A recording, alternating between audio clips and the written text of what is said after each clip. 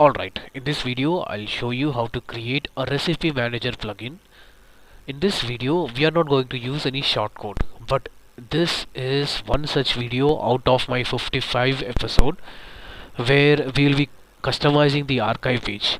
And if you click on view recipe, you will see the single post. That is also we are going to see how to modify it. So this is one such video that we are moving ahead from shortcode to designing the custom template. So what really happens is when someone adds a post, let's say let me add a post, or let me add a recipe. So here it's going to be banana pancakes, and here you see it is asking whether it's veg or non-veg with the help of meta box, and I'm saying veg, and the type is breakfast, and it's asking for the ingredient. I'm pasting the ingredients and a short description, one line description. I just paste it and it will ask for the image of the recipe, which is banana pancake.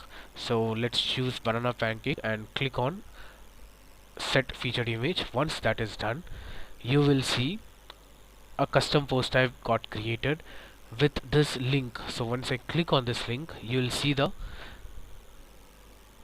page designed without having shortcode. Previously on all the above episodes, what we done is we have used a shortcode, so we'll render it accordingly. Now here we will just design the template, and based on the template you will find this page getting designed. Not only the single post, this is called single post page, and this is called the archive page, where all the list of recipes are already included.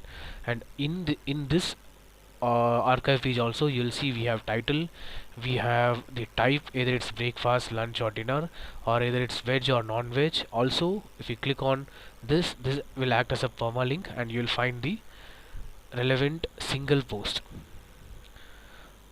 And along with that we'll see how to design the table, which we have already done in the previous episode.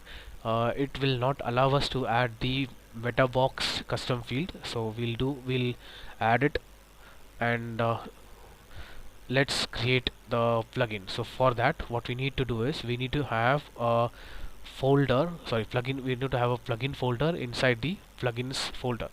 So this folder name can be anything. Let me just name it as manager, and whatever the folder name that you have given, make sure to give the same folder name to the PHP file. Let's say manager.php. Now let me deactivate the old plugin so that it doesn't get conflict with our current plugin. So in the plugins folder, just deactivate it. So once this is deactivated, we need to create a new plugin. So we want our plugin to show up here with plugin name, description, version and author name. So we have to pass the metadata. So these metadata will be in the form of PHP comments, and I'm saying name of the plugin is UI Monk food recipe, and this is the description, and this is the version, and this is the author name. Now this is enough to show your plugin on this particular page. Now once I activate, what I want is I want a custom post type to be visible. So here the custom post type will name it as recipe, or this will run a function that will register the post type, and that function will get attached to the init hook. So when this init hook get called, our function would get executed. Inside our function we have a post type that we are registering it. So we want our data to be on the front end, yes, so it's true. So this is the icon, and we say our title and thumbnail should be there, and since we are designing the archive page, we are saying archive page to be yes, and we want the slug to be recipes. So instead of recipes, let's just say food. So this is the name of the CPT, and this is the handle, and also the slug to be food. Now this is enough to see our CPT on the sidebar in the name of food. Make sure it's active, your plugin is active. That's only when you will see the CPT. So if I click on food, you will see by default we have title and featured image, because we have added the support. Now we need meta box. So to add meta box, similar to how we have attached our function to init, we need to use just like the hook in it, we have meta boxes, add meta boxes, and this is the function that will have the HTML that would be embedded on the post. So here the custom post type is simply food. So you can say food details, this is a name that will be displayed, and this is the URL. Cool. Now we need to define this function. Basically what happens is we need the list of HTML. So veg type to be a radio button, meal type to be a drop down, and these are text area and text input type text. So once I save, what happens is these data get saved into the post meta table. Now if I refresh the page, I want the data to stay, so that's the reason we are querying the post meta table. So to get the value from the post meta, we'll use get post meta. So these values are stored in the form of key. So whatever I have added here is the key. This you can see it in the name attribute of the input field as well, and whatever the value that you are inserting on through the input field, that will act as a value. So key value pair will be stored in the WP post meta table that can be accessed with the help of get post meta. And if I refresh it, make sure you have properly linked your post type to the meta box. So this is the handle, you can see this handle and this handle has to be saved. Now since the handle is saved, you will see the meta box gets added here, and what you see here is actually the title. You can see field detail, food details. And now if I click on save, data will get saved. So let me just try adding the vegetable pulao. This is the title and it's veg, and this is going to be breakfast, and these are the list item, and this is a simple description, and we have a featured image already set for the vegetable pulao. Set featured image and click on publish, and if you see, we have added a rewrite URL slug. So this slug will be the archive. So you can see this food, if I click on it, this will be the default way of showing WordPress. Now WordPress doesn't know you have created a CPT, and that permalink is not added yet. So we want to say WordPress that our custom post type has a permalink. We have rewrite it with the help of food. So we need to update the permalink, and once you update the permalink, the page which showed 404 error will start to show the data which you have added. So we have added title, we have added the image. As of now, these are the two default feature which WordPress provide. Along with that, what we need is we want our data that we have inserted to be displayed over on this page. So before that, the data has not got saved. So when we want to save the data, what happens is if I click on update, a hook will run. We need to attach our details which will be saved in the post meta table to the hook save post. So let's just do that. So get the save post hook. So when there is a save post hook, we want to attach our CPT.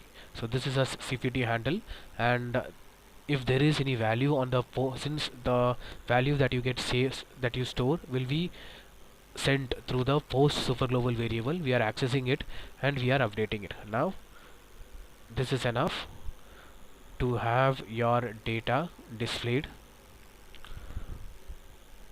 even though if you refresh it will stay because it got saved through save post hook. Now if you refresh, the data will be saved. Even if I refresh, the data is going to be there, but in over here you will not see. By default, WordPress understands title and feature image only, not your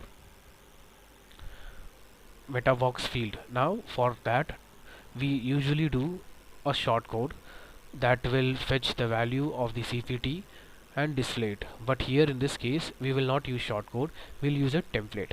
So before using template, let's just fix the table. So if I click on food, you'll see we just see title and the date. Along with the title and date, we want the custom field also to be displayed. So for that, what we will do is we need to modify a hook where we can add our column, custom column. So for that, you will see manage. So here whatever is there, you need to replace it with the custom post type handle, and that's it. You have defined the column. Now you will see veg type, meal type and description. So these are returned in the form of associative array. Now similarly, what we have added as a column, we want the data to be fetched from the get post meta. What we have already done here, we simply do the same, but here similar to what we have done, we'll call a hook, and again that hook will accept the CPT handle, which is in this case is food, and everything else is static. And if the column name is vegetable, get the value, get the name. So this is actually the key. If the value is meal type, get the value key. If that's the description, get the value key. And if you refresh it, you will see get post meta would get populate from these data would be fetched from the WP post meta, and with the help of get post meta it will be displayed on the column. Now once this is set, we can focus on the single post page. So we have to first understand, when this page is getting loaded, it will first check which post type is it. If the post type is food, so here in this case we have made the post type as food. If the post type is food, then call a particular PHP file. That's what we are going to do. So for that we need to call a hook, which is single template, and we are checking whether the post type is food. If the post type is food, then call the template. So the template name should be like this. This is your CPT handle and this is single, and create a new file, and once this is about to get loaded, WordPress will find the CPT is food. If the CPT is food, then go to the template, which is single.php, and say hello, this is from single food, and you'll see this is from single food. So WordPress identifies the single post with the hook, with the CPT that you have passed. Here we have single hyphen is the static keyword for the single post page, and whatever you write here will be act as a post. Now it's very simple.